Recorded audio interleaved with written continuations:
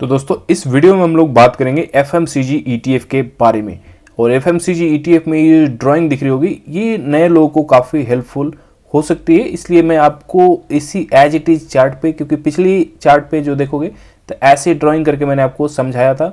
तो जो लोग नए जुड़ रहे हैं उनके लिए एक बार फिर से क्विकली रिवाइज कराता हूँ कि ये जो है ना, यहाँ पे गिरावट हमने मार्क की हुई है इस चार्ट पे, एफएमसीजी के चार्ट पे। और एफएमसीजी का चार्ट जो है ये दिखता कैसा, तो सबसे पहले आप देख लो कि एक काफ़ी जो ग्रोइंग सेक्टर है ना, ये ग्रोइंग सेक्टर कंसिस्टेंट ग्रोइंग, देखो ग्रोइंग तो सब है बट कंसिस्टेंट ग्रोइंग जो सेक्टर है ये एफएमसीजी है। यहाँ पे क्लियर कट देखोगे, बैंकिंग भी आपको इस तरह का देखने को मिलेगा, प्लस निफ्टी का चार्ट भी ऐसा ही आपको देखने को मिलेगा। तो बहुत ज़्यादा अंतर नहीं है, निफ्टी, एफएमसीजी, बैंकिंग भी ठीक ठाक है। तो जो मार्किंग है गिरावट की मार्किंग है, जैसे कि मैंने बताया आपको 16% की गिरावट जो है अभी फिलहाल देखने को हमें मिल रही है। प्लस इससे पहले गिरावट देखोगे तो ये यहाँ पे 8% गिरावट, यहाँ पे 6% गिरावट। देन उससे पहले अगर देखें तो ये 18% की गिरावट जो कि 2022 के आसपास आया था, जो मेजर करेक्शन हुआ था। और उससे पहले कोरोना के टाइम पे देखें तो 2020 में, नीचे आप टाइम फ्रेम देख सकते हो जहाँ पे मैं कर्सर रख रहा हूँ, टाइम नीचे आपको डेट जो है ये सब देखने को मिलेंगे। तो देखो ये 2020 क्या है, यानी कोरोना का टाइम का, प्लस 2019 से 20 तक का ये एरा है जिसमें एफएमसीजी कुछ खास नहीं किया था। लेकिन यहाँ पे सरप्राइजिंगली अगर आप देखोगे तो 28% की गिरावट है, बहुत ज़्यादा गिरावट नहीं है। निफ्टी यहाँ पे 39%, मैंने आपको कंपेयर करके दिखाया था कि निफ्टी 39% के आसपास गिर चुका है। तो जस्ट एक बार क्विक रिवीजन के लिए दिखा रहा हूँ कि एवरेजन आपको पता चल जाए कि एवरेज कितना ये गिरता है। तो 17%, 12%, 15, 18, 15, तो ये क्या दिख रहा है आपको यहाँ से, एक ये दिख रहा होगा कि ये 12 से 15 या 18% के रेंज में काम करता है, यानी कि एक मौका होता है 15% के रेंज में जब भी आता है। तो खैर अभी 16% का गिरावट है, लेकिन यहाँ से क्या ये बाउंस बैक करेगा, ऐसा जरूरी है क्या?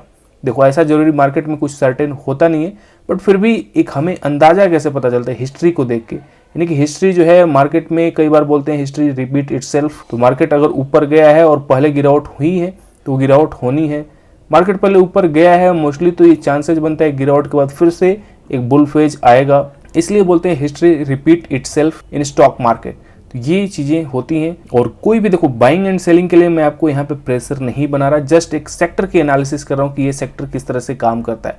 प्लस इसके स्टॉक्स देखोगे तो आपको नेस्ले, ब्रिटानिया, आईटीसी, ये सारे जो है डाबर, वीबीएल, इनके प्रोडक्ट्स आप डे बाय डे यूज करते हो, ये एफएमसीजी को डिफाइन करती है। और एफएमसीजी के ग्रोथ के पीछे इन्हीं का हाथ रहता है। तो कंसिस्टेंट ऊपर जाता है, नीचे आता है तो एक मौका बनता है। बट यहाँ पे देखो उन्हीं के लिए मौका बनता है ना जो ऐसे रेंज बाउंड एक्शन में पेशेंस रख सकते हैं, क्योंकि रेंज बाउंड एक्शन इसमें होगा और उसके बाद एक क्विक मूव आती है। ये कहीं भी आप देख लो, range bound action quick move, range bound action quick move, ये जो है ना इसकी कैरेक्टरिस्टिक है, range bound action quick move. तो यहाँ पे हमेशा देखोगे क्विक मूव। ऐसे बहुत सारे एग्जाम्पल्स मैंने आपको दिखा दिए हैं। यहाँ भी इस टाइम पे जब ये चैनल मेरा शुरू हुआ था ना, उस टाइम पे एफएमसीजी ईटीएफ जो है काफी अच्छा खासा एक जोन में था, अच्छे जोन में। यहाँ पे हमने बात की थी और ये 25% का यहाँ से रनअप लगाया। तो बीच बीच में मौके देता है और अभी देखे तो फिर से मौका दे रहा है। सपोर्ट पे है कि नहीं, सपोर्ट पे देख लेते। तो देखो सपोर्ट जो है 58.21 के आसपास है और यहीं से इसको बाउंस बैक मिल रहा था। तो देखते हैं यहाँ पे डबल बॉटम बनता है कि नहीं। प्लस एफएमसीजी ईटीएफ में भी दूसरी चीज देखें तो ये 200 डे मूविंग एवरेज से क्लियर कट नीचे हमें देखने को मिल रहा। तो ये भी एक अपॉर्चुनिटी, यानी कि वैल्यूएशंस जो है लो हुई है। बहुत सारे स्टॉक्स जो हैं एफएमसीजी ईटीएफ्स के, ये नीचे की तरफ आए हुए हैं। तो अभी वैल्यूएशंस जो है थोड़ी सी अट्रैक्टिव लग रही है और ईटीएफ भी थोड़ा सा अट्रैक्टिव यहाँ पे लग रहा है। एफएमसीजी ईटीएफ में जो मेन सपोर्ट होगा ना, ये 54 मैक्स टू मैक्स लग रहा है कि 54 से नीचे नहीं जाना चाहिए। बहुत ज़्यादा होगा तो 54 तक आ सकता है, अदरवाइज यहाँ से सपोर्ट के ही जोन सारे बने हुए। 56 भी एक बढ़िया सपोर्ट यहाँ पे काम आ सकता है। प्लस अभी जो देखें तो अभी ये 58 का जो सपोर्ट है ये होल्ड किया हुआ है।